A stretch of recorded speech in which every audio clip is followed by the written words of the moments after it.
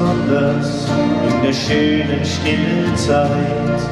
Überall spürt man ganz deutlich, dass die Zeit die Menschen treibt. Da wird in der Stube drin gesungen und recht fröhlich musiziert. Jeder kann es kaum erwarten, dass bald Heiligabend wird. Bei der Zillertaler Weihnacht, ja, da spürt man jedes Mal, ja, wenn's draußen friert, es im Herz drin wärmer wird.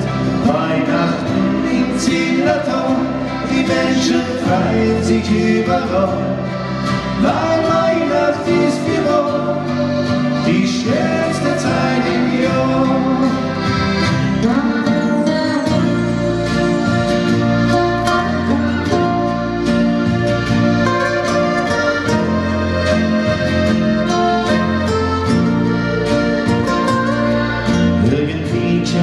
Fast glauben, man lebt in einer anderen Welt. Bei einem Kerzer geht nicht Sonnenschein, ist es einzige, was zählt. Schon seit Tagen spielen die Kinder mit dem Schneemann vor dem Haus. Und vor Freude auf das Christkind wollen sie es kaum mehr aus.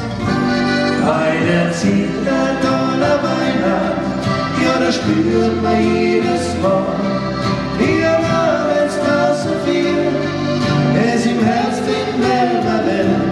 Weihnachten im Zillertal, die Menschen freuen sich überall,